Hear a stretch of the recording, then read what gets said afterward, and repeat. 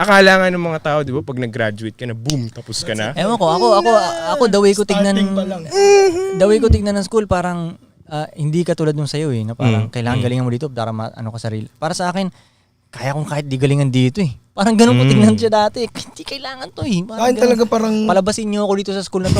Tinan mo, gagawin ko yung mas malupit ako. Parang ganun sa akin eh. Ang tingin ko naman doon ko parang sinisistema lahat ng bata. Ano? Sinisistema lahat. Totoo naman yun. Totoo naman talaga. Bata pa lang ako na parang grade 2, grade 3 pa lang. Kaya nga naka-uniform eh. Gagawin kang parang magaling na sumunod. Factory. Para maging ano kayo. Parang grade 2, grade 3 pa lang ako naiisip ko na, nakikita ko na sa mga klase ko, naiiba ako dito. Parang bata pa lang ako, ganun na iniisip ko, naiiba ako sa mga klase ko. Parang ganun. Ako din. Yung natuloy, yung unang araw ng kindergarten ko, hinatid nga ako nanay ko doon. Tapos, ako laro, parang meron dong, pinaupo lahat ng mga bata dito. Tapos dito, may mga laruan ng mga shapes dyan. Kakabilang dulo ng room. Sabihin ng teacher, yung game, ganun yung game eh. Kuha kayo ng square. Takbuhan lahat ng bata doon para kumuha ng square. Ako lang hindi tumayo talaga tol eh.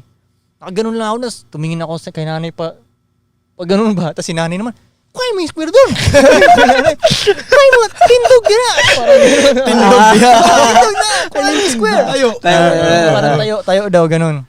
Gusto ko naman parang sa mata ko naman, parang tanga tong ginagawa namin to. Parang ganun Koy, para kayo na highlight, tapos click, punta dito. Affirmative. Parang sa red. Diba? Ano yun? Battle Red alert. Affirmative. Tapos gagalaw yung mga tao. Parang hindi ako. Kunyari, alas 7 na. Highlight na kayo nun, pupunta na kayong flag ceremony. Punta na yung flag ceremony lahat. Ganun. Lahat na estudyante, labas. Tapos kada may bago akong rule na maririnig mula sa bibig ng teacher ko, naiinis ako. Bullshit eh. Okay, bawal yung ganito kahabang buhok. Bakit bawal yung ganito kahabang buhok? Si Jesus nga, ang haba ng buhok eh. Di ba parang ganun sa mata ko yun eh. Ba't kami bawal? Tapos yung sinasamba natin, mahaba yung buhok. Ganun eh. Alam mo, dati ko pang gusto sabihin sa school. Ako sinabi ko talaga sa teacher ko. Okay. Ako talagang sinabi ko sa teacher. Catholic school tayo dito, tapos gusto nyo 2x3 yung gupit namin. Ito nga yung picture, longer. Si Jesus nga long hair eh. Di ba? Siyempre pag bata ka, gusto mo long hair ka eh. Di ba? Oo, lalo na nung sumikat yung F4. Iba yung strato. Sa'yo F4. Panahon na ano sa'yo ah. Hindi, ang dami long hair nun eh. Sa amin, Sa amin trunks eh. Dragon Ball. Okay, sa amin, dami nagkaya sa isa yun sa F4 rason nun, kung yung bakit ka long maglo-long sila. hair dahil kay Trunks. Diba? Kimpi. Pero yung pag yung Dragon panahon pa Ball. namin, yung wala pa ganong Dragon Ball, ang kaya ka mag-long hair dahil rakista. Kaya baka ayaw ng school ko kasi nga. Pero ito F4 yung daming K-pop na. Hindi ba Baka kaya ayaw Westlife? ng school. Westlife tsaka Kasi nga NSYNC. rakista eh. kahit rakista. Di ba? Pag rakista siguro. Ayaw nila yun. Di sumusunod sa society. Discriminate yan dun. Discrimination. Ginagawa kang Pero bully Koy, ang ng tanong school ko, di ba bawal long hair? Ba't bawal rin kalbo? Oo nga, no? Di ba? Kasi mukhang preso yung school, men. Baka kasi Ganun. pag kalbo bad Ganun. boy. Mukhang preso, monks nga, Hindi, kalbo. ganun nga tingin nila. Nung panahon na yun. Alam niyo ba sa Thailand, tol, pati gupit, uniform? Pare-pareho ng gupit. Sa school. Required, oh. Sa school. Sa atin nga, hindi ganun kalala eh. Mm. Sa Thailand, mas malala pa. 2x3. May requirement na gupit sila. Ako sinabi ko rin sa teacher ko yun, bakit bawal kalbo? Mas malinis nga ang kalbo. Totoo. Alam mo yun, mas... Pero hindi. Si Buddha. Dami ng bullshit na sinabing ganun. Pati yung medyas, pinakikialaman nila yung medyas namin. Hindi na nga nakikita yung medyas, nakapantalon ka eh. Ang sa akin naman, nung nasa school ako, iniisip ko lahat yan, iniisip ko ganyan-ganyan. Iniisip ko na lang nun, kasi ayoko nga nababad vibes, di ba? Wala naman akong choice. So Hindi sasakyan mo pumasok na ako. lang. Iisipan ko siya ng diskarte ngayon, paano siya magiging feel good sa akin. Ang nasa isip ko nun sa kanya, negosyo ko to.